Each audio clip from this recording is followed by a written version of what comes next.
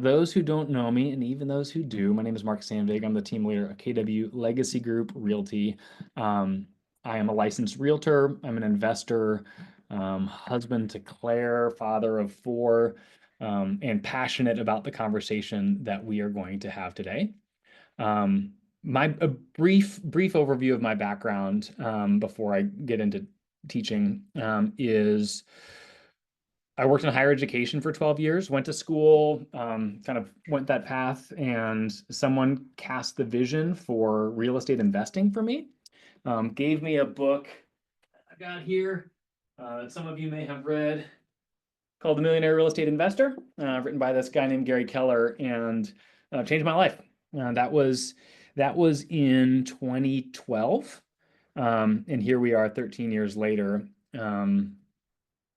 Kind of still in that space. So I didn't transition to real estate in 2012. So it was in 2014 that my family, or my wife and I, we bought a duplex.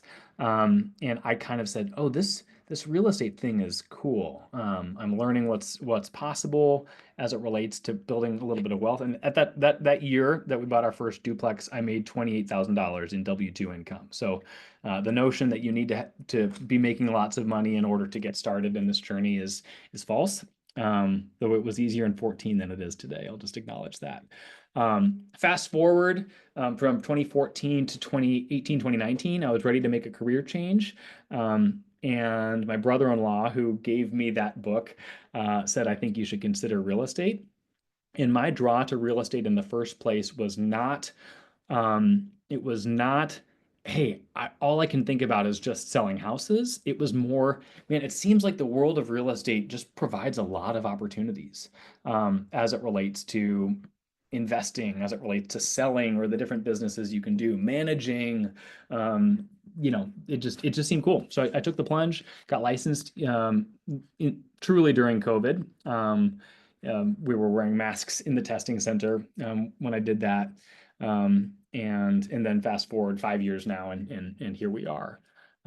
Grateful for this opportunity, and I so appreciate the conversation around wealth. Before I dive in, and I know I can only see a couple faces, and hopefully some of you are in position to drop something in the text or in the chat. So whether you can unmute or whether you want to chat, I would love to hear why some of you are here. Why does the wealth conversation matter to you? I like money. Me too. Jason, I'm going to keep you on the spot since you volunteered. Why do you like money? What does money do for you? Uh, I want to get to a point where I can spend more time with my wife and my future kids and not have to work so much. So I can hopefully use. Oh, you just muted yourself on the last little bit of that, but I caught the gist of it. So I heard in that money to me represents options. With my wife and with my future growing family, the opportunity to work more or less, or to work in ways that I want, because having money gives options. Yep, that's a great answer. Who else wants to chime in? Thank you, Jason. Love to hear from a couple others of you. I'm learning to be okay with some silence. Financial freedom and just being able to travel more. Travel, yeah. I like the beach. Like the beach. I like the beach. I'm not like a beach person, but I know many are. And I feel like people who live in Ohio even more are. It's one of those, like, some people choose to live by the beach. We got Lake Erie. It's not too far away. But yeah, so that's a lifestyle answer. So Jason answered options and freedom. You answered financial freedom, but also the opportunity to do the things that I want to do. Lori, how about you? Nice to see you. Hi. I would say for me, all of the above plus security. Wealth is security to me. Plus it's freedom. Let's go deeper on security. What does security mean to you? Security means geez, I guess if something were to happen, I still have a roof over my head. Um, I don't know if I'm growing wealth, then I guess, yeah, my life feels more secure. Like, I don't know, how do I explain that? Yeah, there's an emergency element to it. It's the hey, if something happens, I've got something that I can do, for me to bring that into the present. My family's van like kind of crapped out when we were out of town this weekend. And we expected to have a couple more years on our old Toyota Sienna, and money means we're not going to ruin our lives by choosing to get a different vehicle, whereas some people like that would be a major setback. So that's a Yeah, form of security where it's like, hey, I yeah, can I can do what I need to do. I'm not SOL if something happens. yeah. Or if there's an illness that you can't work, um, or if there's a job change or career change, then you have those options, which that's back to options. Yep. Gives you Yep. options. Tim added, it's all about the money. Retire in style and live comfortably, secure, and without any worries. Yeah, it's I'm very much of the belief that uh and they said for those of you who were at Bold, which a couple of you were on Thursday of this past week, um, Scott Toombs says that money doesn't change you. It just like highlights you. Like it makes you, oh, once I have money, I'll become generous. It's like, no, if you're not generous with what you have now, you're probably not going to be more generous when you have more money. Um, I'm of the mind money doesn't buy happiness, but it does afford security. It does give you options. It, it puts you in position to appreciate and enjoy the things um, that are related to happiness at the very least. Anyone else want to chime in? I think we covered some good ones there, but anything else you want to add as it relates to what wealth can do for you or why wealth is important to you?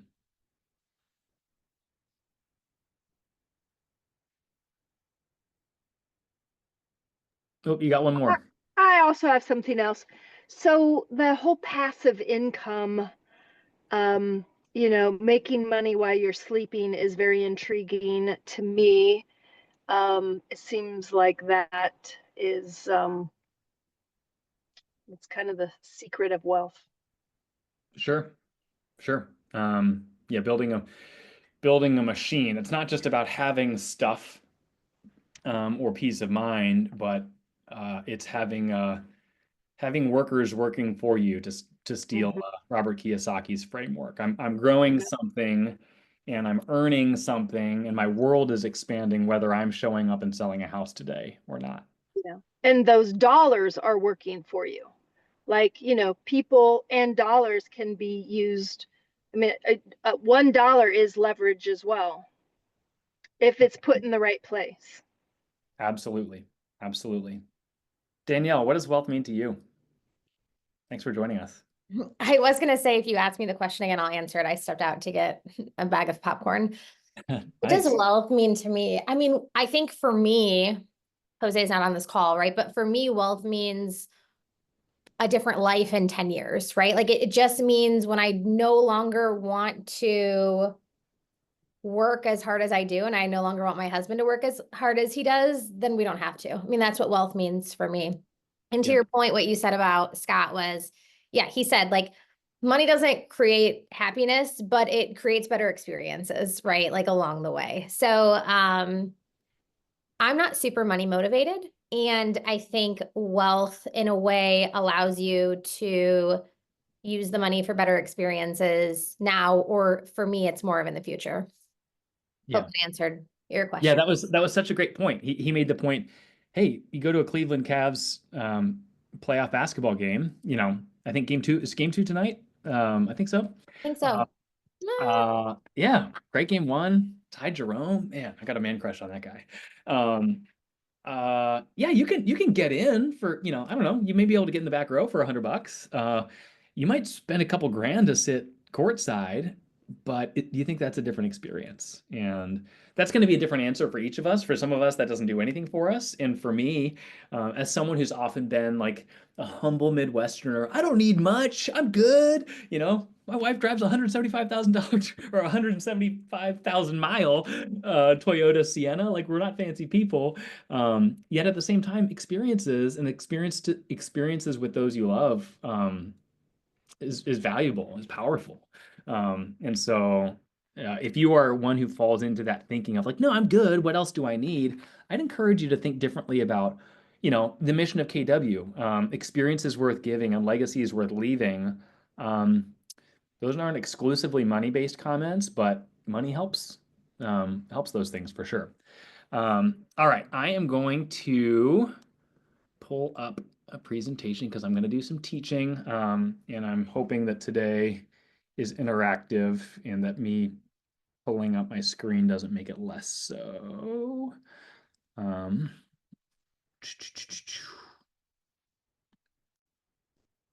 Give me a second. I always debate whether to go to Safari or desktop. Try this.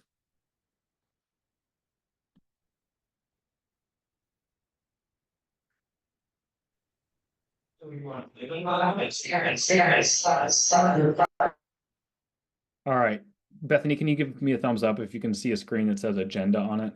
Yeah, we can see it. Okay, cool, thanks. All right, so we're gonna kind of cover these broad points today. We're gonna talk about the destination. Can't know where you're going if you don't know where you're going. And as it relates to wealth, so many people don't know where they're going. They're winging it. They're hoping. We're going to talk about your reality. Hey, let's get real about your situation, which may be uncomfortable, which is why so many people avoid this conversation. And then we're going to talk about setting up the machine. How do we get money working? Kind of like Lori was beginning to say. Talk about the importance of tracking. And then we'll hit on a few extras as it relates to taxes, your team, etc. So the reality, and I'm realizing I switched the first 2 points, but that's okay. We'll flow on. The reality, if I were to talk with 100 people, hey, so what do you think about money? What do you think about wealth? What's your plan for wealth building? Confusion. Gosh, I don't really know, like, I don't really know what's going on. I don't really know what's happening in the market as it relates to money. I don't really know what a 401k means. Like, I think, a lot of uncertainty. Many of us weren't raised in homes where our parents taught us or gave us, I don't know, a Dave Ramsey book when we were 11, or, we weren't mentored to understand money and to understand wealth. We might even have baggage as it relates to it. Gosh, I heard it was a bad thing, so my family just very consciously didn't talk about it. So many of us are confused. Confusion often leads to avoidance. What I don't know means I'm busy. I've got a lot going on in my life. I'm not a numbers person, so I'm just not gonna think about it. I'm gonna make is it an ostrich, the bird that sticks its head in the sand? That's many of us. And then a lot of people, and this is true of a lot of people's real estate businesses too, ask, oh, how's your business this year? And they're not answering relative to what they're doing and what their plan is and whether they're working it. They're like, well, I don't know, inventory's low, right? And it's kind of this laissez-faire, uninspiring mentality. And I would wager if that's true, if that's how you think about your business, I'm willing to bet that that's how you think about your wealth building journey, as well. And yet, I think we can acknowledge that reality sucks. And if you're living in any of those three or all of those three mentalities there, if I'm interviewing you as a, hey, should I hitch my wagon to you for the next 20 years? If you're operating in a place of confusion, avoidance, and hoping for the best, that's not a great plan. And you're planning to fail in that scenario. So we then need to talk about the destination. Before we can talk about what do I need to do right now, we need to talk about what we're aiming at. So destination as it relates to wealth building, there's a number of elements to that. What's the R word that our culture talks about? I mean, most people, when you think about building wealth, all people think about is retirement.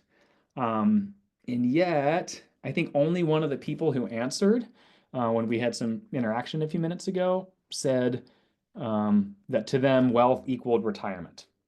So I'm not of the mind that this isn't a class about retirement.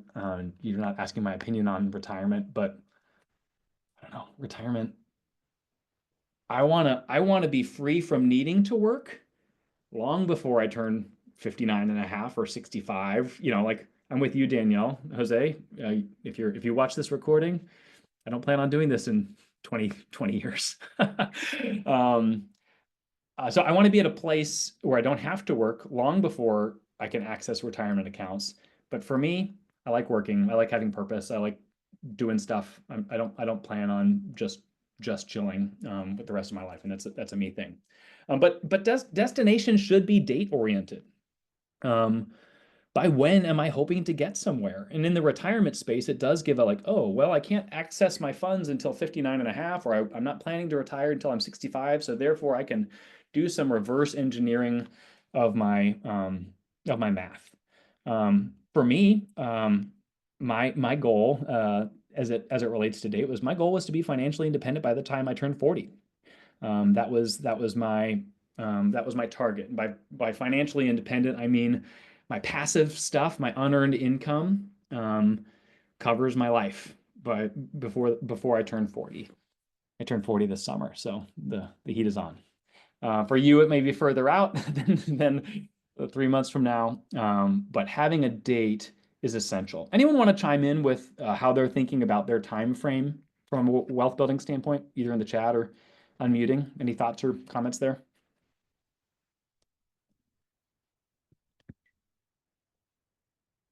Cool. So okay, I've got a date in mind. By this time, I want to have this much.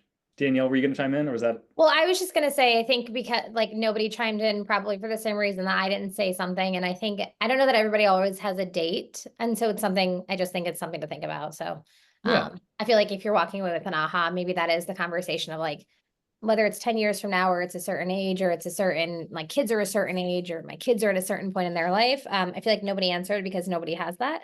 So aha, in the first 18 minutes is to go get a date. Yeah, get a date or get something that puts some pressure to it. Much of what I'm talking about today comes from a session that I did a few years ago with Brett Tanner. For those of you that have been in the KW world a couple years, Brett Tanner is the director of KW Wealth, and he did a session with our region, I want to say 2 years ago. And one of the bits of homework, and Lori, actually, I'm remembering you were there that day. One of the bits of homework for that day, it was a 1-day kind of workshop, was that you had to build a wealth plan, a 30-year wealth plan that would create 50, I believe the number was $50 million, which was incredibly challenging, and we're not doing today, but he put a date. He said, hey, give yourself 30 years. It's an arbitrary thing, but pick a date. You're right, Danielle. All right, so date in mind. We then need to talk about lifestyle needs. So lifestyle needs means what does my life cost? What do I like to do, and what does my life cost? Now, I may say the answer for me today is $8,000. That's going to be personal. And if you don't know that number, that's another aha. Don't gain the answer to that number by looking at last month's expenses. Better to look at last year's expenses. And I know many of us we're not tracking our budgets all that closely, but to get a sense of, oh, okay, what does my life really cost? Not just my mortgage and my big expenses, but how do I live my life, and come up with a number from that. Depending on your time frame as it relates to financial independence, which is the framework that I'm using today, you're going to need to adjust that up, because spoiler alert, the world's going to be more expensive in 10 or 20 or 30 years than it is today. And so if you say $8,000 a month is your number today, you might need to say $12,000 a month for the future. So the world becomes more expensive. That's one thing that's true. But another thing that's true is later in life, depending on your situation, can tend to be less expensive for you as a person than the meat of life is. So talking in really broad brush strokes, how many kids do you have? Like, are you married? Do you have kids? Are you school activities? Like typically they say the life is lived in buckets, and the middle bucket of life is the most expensive bucket of life, because you likely have other people that you're also responsible for, and therefore the house is a certain size, activities cost things, but later on in life it can be less. So the world becomes more expensive, but your life might become less expensive. I still recommend adjusting that number up. Then as you think about your monthly expenses, I'm looking at the 3 phases there. Um, I encourage thinking in 3 phases. Phase number 1 is bare bones. So say my number is $8,000 a month, and it is. It's right around there. Bare bones would mean like, hey, if things went down, if life got hard, etc., what would we absolutely need to get by on? So this is mortgage, insurance, food. This is the bare necessities, to quote our favorite friend from the Jungle Book. So if $8,000 is where your family lives, something like $5,000 might be your bare bones. Like, hey, we can get by on this. Like, we're canceling all of our subscriptions. We're not, purchasing as much organic food or whatever your money dial is. We're being careful here. Then that second number is real life. That's where you actually spend. This is, hey, it's for me, it's my $8,000 a month. Like, this is where life is lived. We'll go on a trip here and there.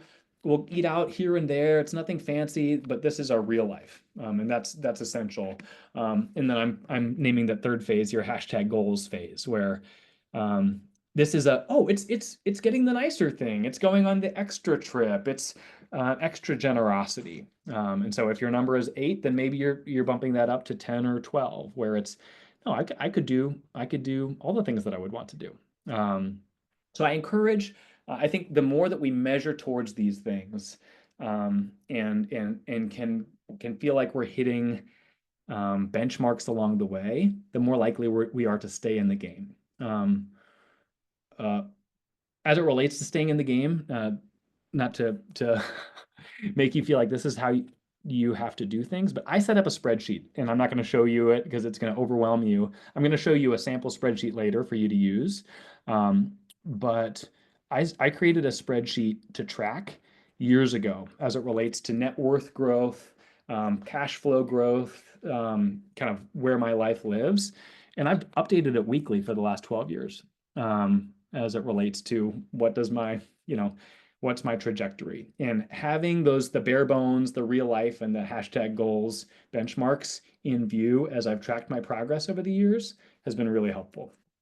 So that's just a throwaway there. And then 2 mentalities. Who wants to try to define the safe withdrawal rate? Who knows what that is and wants to give us a definition? I'm gonna try it. So Tyler, I was going to pick on you. I had a feeling you'd be able to. I just got settled. So I'm assuming safe withdrawal. You're probably looking at down the road, like post 60, how much you can take out, how long you have planned to live, that type of thing. And then you do have, how much you take out, your tax table then, and that type of stuff. And cash flow is basically covering something, at least from my end of it, for like, I think in my rentals, like I have to cash flow X amount of dollars a month to cover all the expenses. Yeah, you're definitely on the right track there, and thank you for chiming in. Safe withdrawal rate. If you're going to go to like a Edward Jones financial planner, the guy. Oh yeah, Violet. What were we going to add? You raised your hand so thoughtfully, but maybe unintentionally. You can unmute if you'd like to share. Okay, a safe withdrawal rate. The goal is to withdraw the interest only so that you keep your capital. Yep. Yep. Yeah. So you're on the right track as well. So if you're going to go to a financial advisor, everyone knows someone who, hey, I can help you with your financial planning. The safe withdrawal rate is, as you were saying, Violet, if I have a lump sum of money, and we're not talking about rentals here, we're talking about, an IRA or a big brokerage account. What can I draw down? What can I basically receive income from on a monthly or an annual basis, such that I'm not gonna run out of money. Um, and so the safe withdrawal rate kind of rule is they call it the 4% rule, which basically means if I have $1 million retirement account, just for example, for nice round numbers, the safe withdrawal rate rule would say I can take 4% of that per year, and odds are good, quite good. They run a bajillion simulations. There was a study called the Trinity study years ago where the safe withdrawal rate came from, where basically I have a 99.63% chance of never running out of that money. Now, that doesn't mean it'll stay at the $1 million. It might go down, but I'm not going to die and lose all my money. With 4% annual withdrawal. So 4%, we hear like, oh man, wouldn't it be cool to be a millionaire? 4% of $1 million is $40,000 a year, or $3,500 a month, or something like that in income. I don't know about you, but that's not an exciting number to me. That's not bad. I'd rather have that than $0. But that's the traditional. And you're right about you use the right word, Violet. Capital. Hey, I'm not going to lose my capital. I'm not going to lose the lump sum. If using this principle. Assumptions with the safe withdrawal rate is that the market's going to grow at least 7% per year, but you're also going to have some inflation eating into that as well. So if the market grows by 7%, we've got some inflation where we're assuming 3%, which we know recently it's been a lot more than that, then I can safely take 4% per year in income. So that's one mentality. Then there's the cash flow method mentality. And I'm not going to say these are either or scenarios, but they're both important to understand. Cash flow method mentality was a little bit of what Tyler was getting on as well, where, hey, at the end of the day, I don't care how much money I don't care what my balance sheet is or what my net worth is. I care about how much money it's creating for me. If I have $1 million in a checking account earning less than 1% interest, that's a lot of money, but that money isn't working all that hard for me. And so that's why we as real estate professionals begin thinking about different options. Like, oh yeah, I can invest in the stock market. And I'm like, this isn't a humble brag. I just love finance. And so I invest in lots of different things because I like lots of different things. I'm like, oh, let's do that. Let me learn a little bit about that. But the cash flow method is, like Tyler was saying, hey, my rentals, yes, I have expenses. Yes, I'm going to have taxes, all of these things. But the nice thing about my rentals is that I'm not drawing down on my principal. Like if you want to take cash flow on your rentals, Tyler, you're not like having to take a HELOC in order to make some money on that. It's because tenants are paying you money, and the money that they're paying you is less than the money that you're going to have to deal with as it relates to your total costs on that property. My encouragement is, as you think about your wealth plan, you should have some of both. Now, Brett Tanner would say, I love real estate and I know real estate and my competitive advantages in real estate. So I'm just going all in on real estate. For me, I've said, hey, I like the stock market and I like real estate. So I'm going to do both of those things. My stock market, that's more of the safe withdrawal rate rule. And then real estate and notes and loans and all of that sort of thing. That's more of the cash flow method. Any questions about those two constructs before I move on?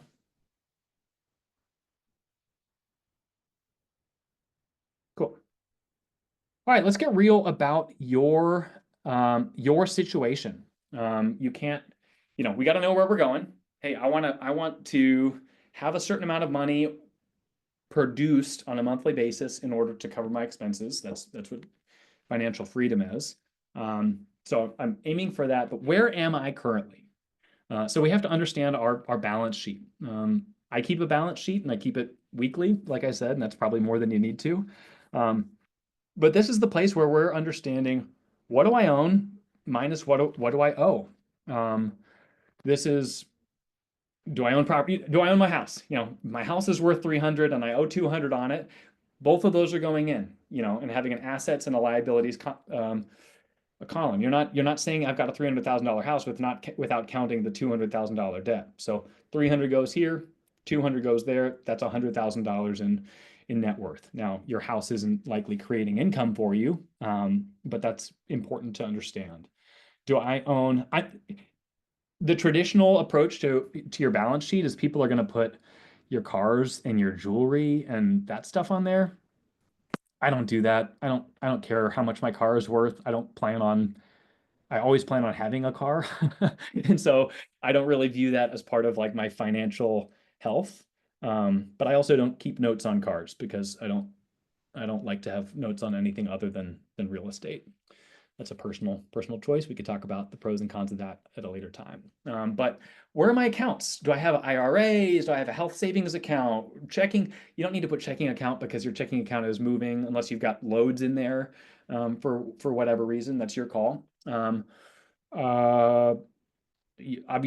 if you have rentals, anything of real monetary value, you're putting in your assets column. And then liabilities are what you owe. So your mortgage, your student loan, your credit cards that you're not paying off on a monthly basis, your car note, anything of that nature. And the more you're able to control your liabilities, the easier it is to get towards financial freedom.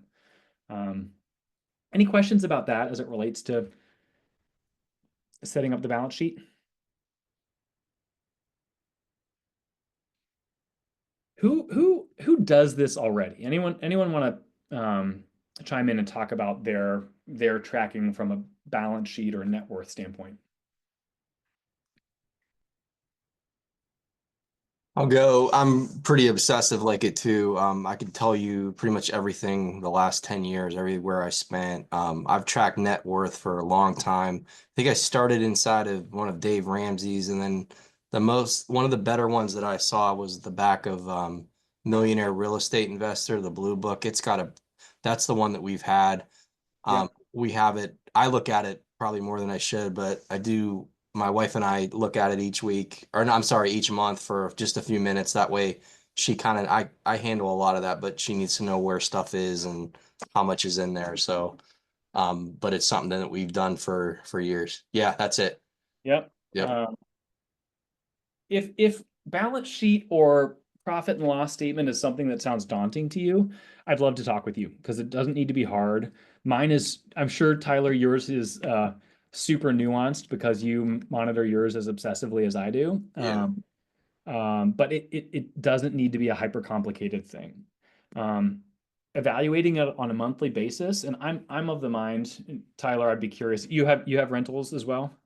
Yeah, we've got a few rentals on there, and then we got like Ross and 401k. So all that, all that stuff matters. But where we kind of came into it is I see the back end of it, like when people are selling houses and all that stuff, and just if the spouse isn't in the loop or whatever, that's just, if something crazy happens to me, although I manage it daily, like my wife needs to know that, those numbers and those type of stuff. So, but yeah, an hour every Monday night, I do the business books and the quote unquote personal books for, 10 years. I've been forever. Love it. Love it. You should be teaching this class with me. Thanks for sharing. As it relates to holdings that aren't as easily monitored. So like, hey, if you own mutual funds, you can log in daily and see what that's worth because the price changes every Monday through Friday. You pull it up and I pull it up more than I need to. As it relates to things like real estate, I update those quarterly. So my rhythm is, hey, at the end of the day, I'm not selling this stuff right now. That being said, understanding your equity position in your holdings does help you understand your situation and help you understand what your options are. I'm selling 2 rentals currently because of having a good understanding of those sorts of things. So my personal practice is I go into RPR on a quarterly basis. I'm not doing like a deep dive CMA because I'm not actually planning, but just to better understand my overall financial situation. So balance sheet is one thing. Then as you seek to understand your current situation, you are going to look at your current or unearned income. I like the word unearned income more than I like the word passive income. because there are very few things that are truly passive. Mutual fund holding is very passive. Note investing, which I love, is very passive. Owning rentals is not passive. I'm not an employee of that, but I like to think of that as unearned income, meaning I'm not having to go in to work each day in order for my rental to pay me money. That's just a personal thing. So taking stock of that, where am I getting dividends? Do I have a an ABA with a title company where I'm getting dividends? Am I earning dividends from my brokerage account? Like that is actual unearned income that is important for you to understand, that moves you closer to that freedom number, that's valuable. Do I have rentals? Not to go too deep on rentals right now, but I'm of the mind that you should look at those numbers very conservatively. Far too many people say, "Oh, that it rents for $1,000 a month, and my mortgage is $650. Therefore, I make $350 a month." And then when they have a repair or utilities or whatever, they're like, "Oh, it's actually not that great." So you want to be extra conservative, accounting for all expenses when you're factoring in rentals. The more conservative you're looking at these things, the more I'd rather be pleasantly surprised at arriving at my destination too soon than saying, shoot, I got 5 more years because I was being unrealistic there. Do I get Keller Williams profit share? We're fortunate at the K1 offices to be part of profitable market centers that profit share. Right now, just for those of you who didn't know, roughly a third of KW market centers are not profit sharing right now. Because it ain't easy in these real estate streets, but fortunately, Shervenic, Elevate, Legacy Living, we are profit sharing. And if you aren't participating in profit share, there might be some opportunity there. What other forms? I'd love to hear, if you want to jump in the chat or unmute, what other forms of unearned income either are you striving towards or are you currently receiving?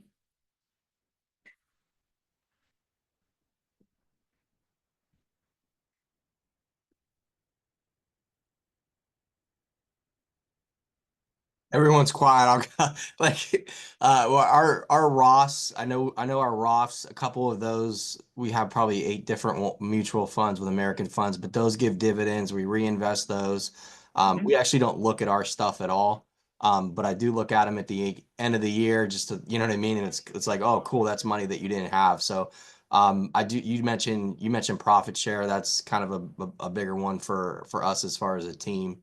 And then it's, to tell you the truth, until you put it on like the net sheet, like I was the same way with you, like, and then you start adding it, you just find stuff that you didn't even know like was there. Like most people assume they have none, and then it's like, no, look at your stuff, look at your, maybe if you have like 401ks and that type of stuff, look at that stuff, because there is passive income in those, in a lot of stuff where you can't even, realize it. For sure. And even if it's not a month, let's use dividends in an IRA. Like, I think I did look at this recently. I think my IRA produced like 15 or $1,700 in dividend income last year, which isn't like, no one's retiring off of $1,500 a year, but it's like, oh, you divide that up, that's that's a couple $100 a month. That's real money. And even if I'm reinvesting it and I'm not like going and buying lattes with it right now, that is income that my world is generating, to the point that Lori made earlier. So taking stock of those things, and you don't need to be a psycho like Tyler and I are as it relates to tracking those things. But awareness matters. All right. So balance sheet, current unearned income, and then identifying the gap. If I want to make $10,000 a month in unearned income, and I'm currently making $1,000 a month in unearned income through those various sources, just for the sake of example, I need to understand that gap. I've got 9 grand of work to do. And if I'm giving myself a 10-year window, let's just say, that enables us to move things into reality around the progress that we need to make. And if you're at zero, if your target is 10,000 and if you're at zero today, the best time to start was 20 years ago. The second best time is today. And so there's no reason not to. And there's lots of different things you can do. All right, we're going to talk about how the machine works. And when I say machine, it's what Lori was touching on earlier. How do we get this money thing working so that it doesn't feel burdensome or needlessly complicated? And then I pull up complicated flow chart. This is a Jay Papasan and Brett Tanner tool that they put together. And if money is something that feels obtuse to you, this is a graphic. Feel free to do a screen grab. I can email this to you all after the fact if you care. You can probably search, if you have a KW Google Drive, you can probably search path of money and find it somewhere. But this is a kind of a graphic to help us understand how it all works. So starting top left, I can't do my like highlighter thing. Ooh, annotate. I'm just gonna try this. Yeah, you see that? Does that work? So human capital, that's me working for money. That's me hustling and selling houses. That's me working for the market center. This is effort that I put in. We all have our version of that, and the grind. I'm opposed to the concept of rat race or toxic work environment. Like, yeah, if you feel things are toxic, you don't need to think about retirement. You need to think about how things could be less toxic, whether that's through a new environment or through a different mindset for you. I think too many in the financial independence space are just like, I just got to stop working. I don't know. I think that's a broken way to think about it. So we're working for money. As I make money, that money create cash flow. Hey, I made $8,000 this month or whatever the number is. And really at the end of the day, the money that I make, I only have 4 choices with. I can, moving from right to left, I can spend it. You know, we have our life, we have our expenses, we have the things we need to do and the things we want to do. I can give it, and I should give it. Generosity is one of the funnest ways to spend money. I've just in the last year, and I come from a Christian background. There's kind of a generosity bit there, but I've, from more of a lifestyle standpoint, uncovered. I love sharing experiences with people that I love. Hey, let's go to a concert, and I'd love to buy tickets for those of us who are going. Hey, let's go to a game. I'd love to buy tickets for those of us who are going. That's one thing that I'm like, I want to do more of this. This is fun. You might call that donating or spending, maybe a combination of the two. Now we can save it, and then we can invest it. Who other than Tyler, I'm going to put the mute button on you just for you, for your sake. Who wants to try to differentiate between saving and investing? Because I think a lot of people would conflate those two. What do you think the difference is? Who wants to share?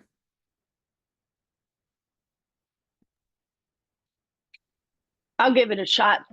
All right, Lori. Okay, so investing is actually putting your money to earn money, and there could be some risk associated with the investing.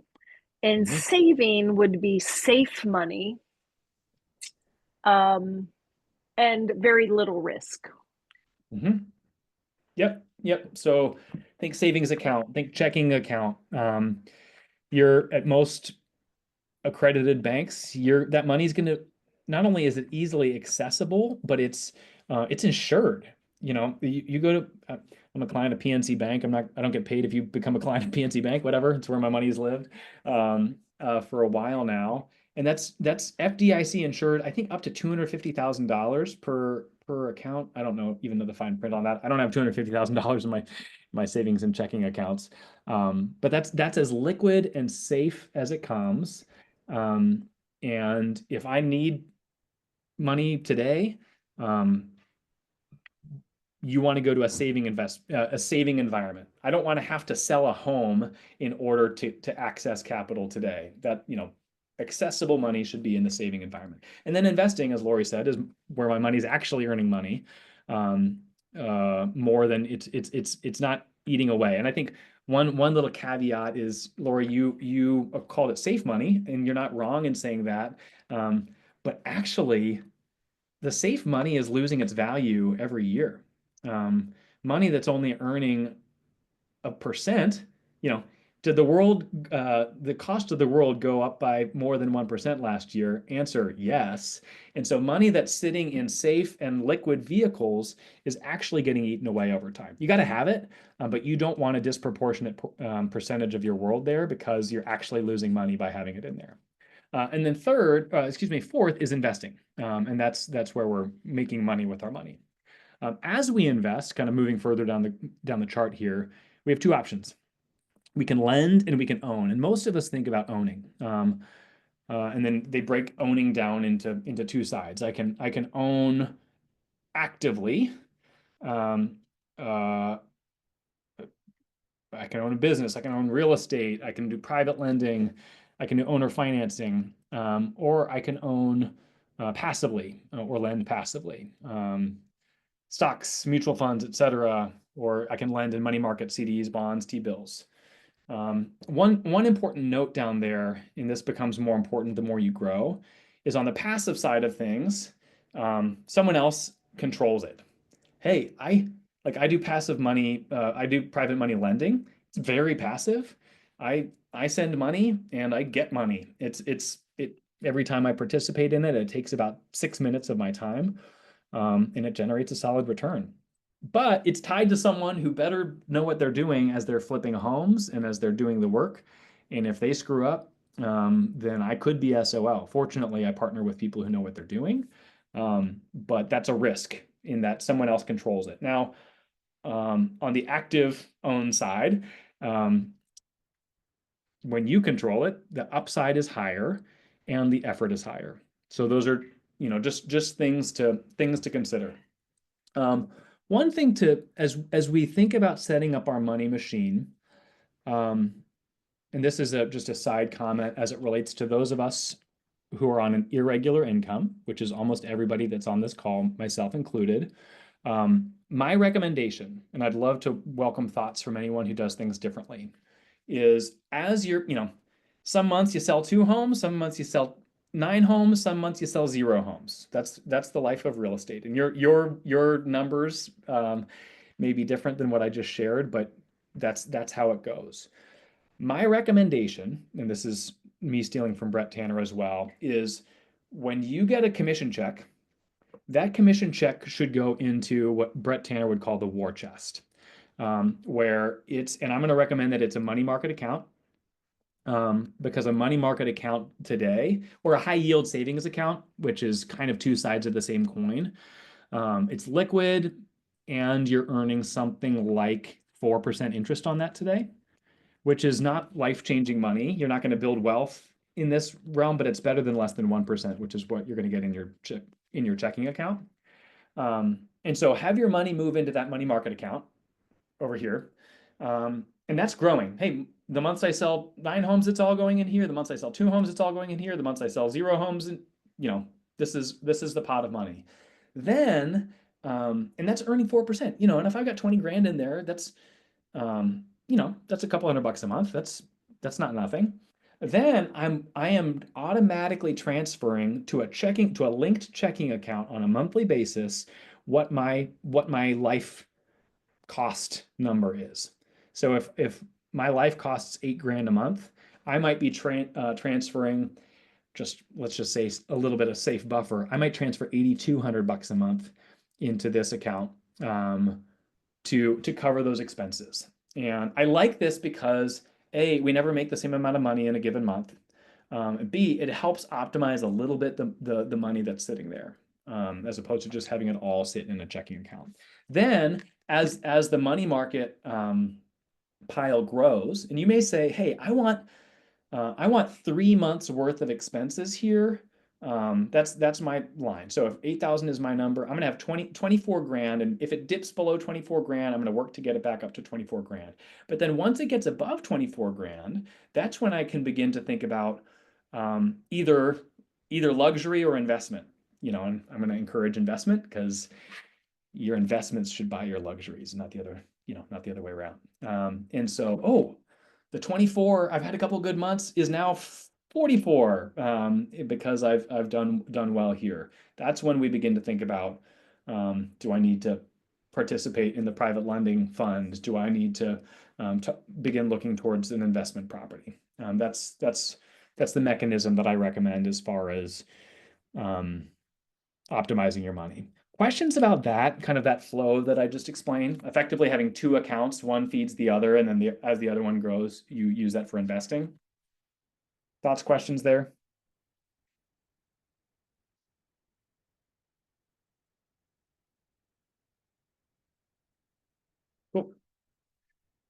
All right, building your plan. I just want to be conscious of time. So I will share, and I think Bethany, we can do this, where some follow-up resources. So if you're on this call, I'm going to send a follow-up resource to you. But what you are looking at now is probably overwhelming. But this is a sample of Brett Tanner's wealth building plan. This is kind of the 30-year, and we could scroll further right in moving towards it. And in this example, he was saying, hey, you're going to build a $50 million wealth plan, and in stretching our sensibilities there. And so, okay, 2024, here's where I'm at. Here's the properties I own. Here's the things that I have value in. This is just a sample.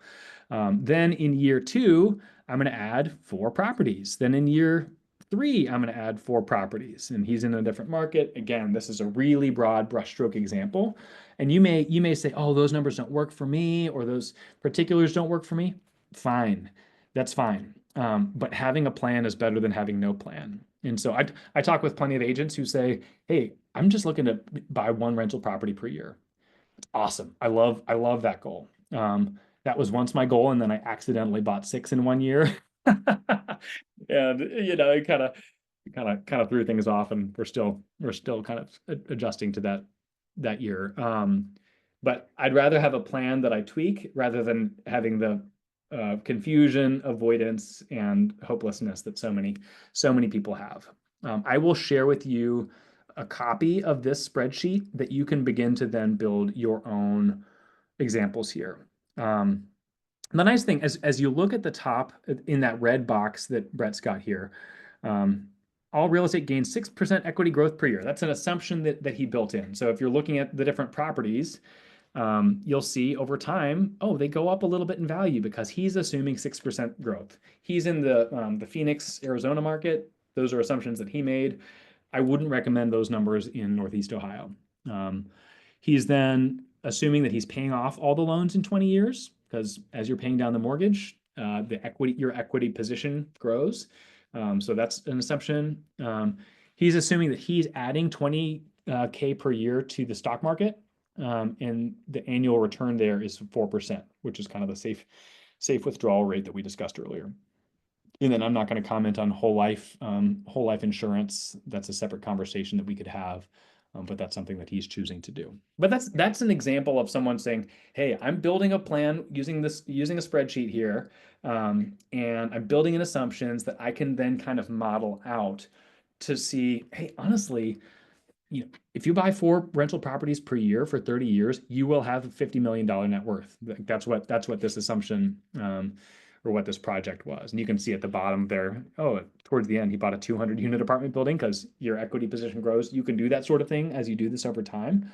But that is kind of how we looked at it. A couple of thoughts.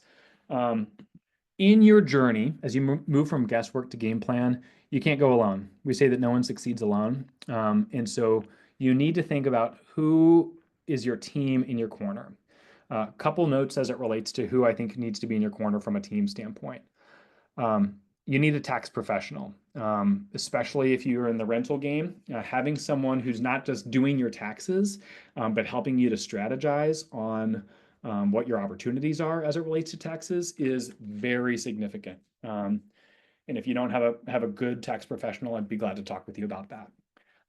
I'd recommend having someone that's a kind of a financial services person. I don't work with one. I'm a low cost index fund investor as it relates to that. But if the stock market feels daunting to you, having a financial, and I'm going to recommend a fee only financial services professional, is an option. There are asset-based ones. There's pros and cons with both ones.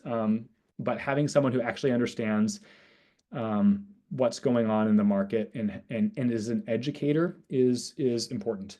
And then you're also going to want an attorney. A trust attorney is someone who's going to be able to help you, a trust or an estate attorney, help you understand how to protect your assets, how to make sure that you're setting things up in a way where the people in your world are going to be grateful for it.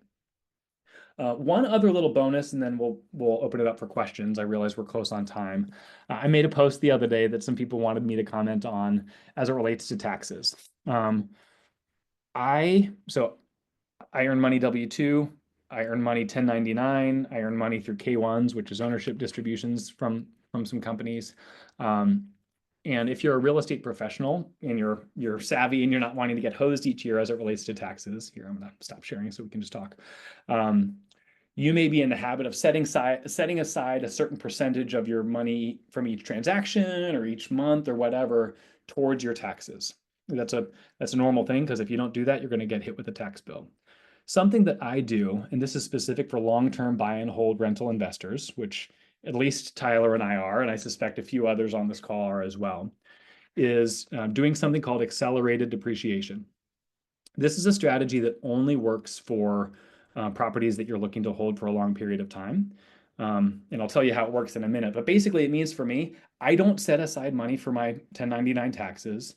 I buy at least a property a year. I utilize this strategy, and I get a refund every year. Again, it only works if you are doing this long-term buy and hold.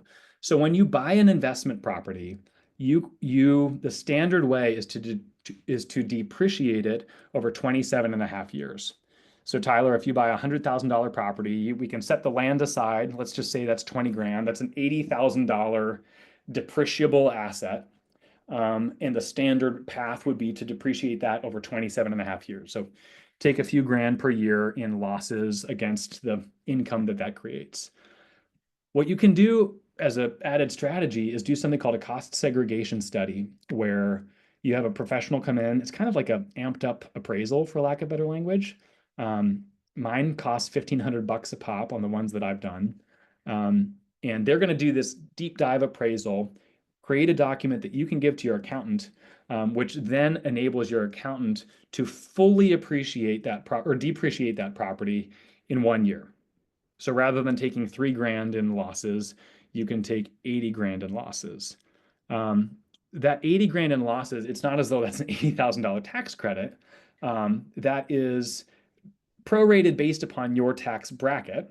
So let's say you're in a 25% tax bracket. 25% of $80,000 is $20,000, and that's $20,000 in rolloverable tax benefit, meaning, hey, I may not need $20,000 in tax benefit this year, but I might need 12.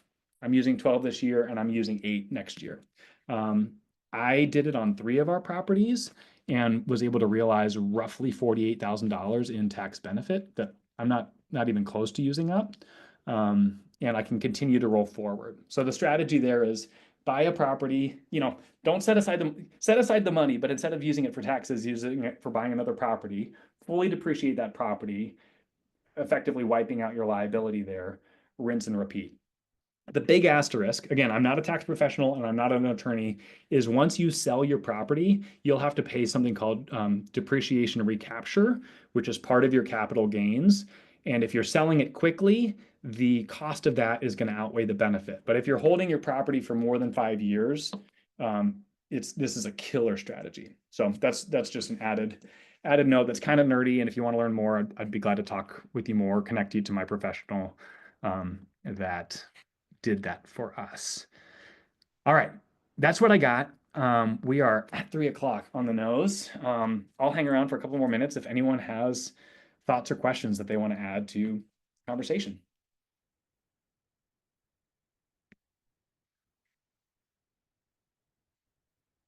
Thank you, Jessica.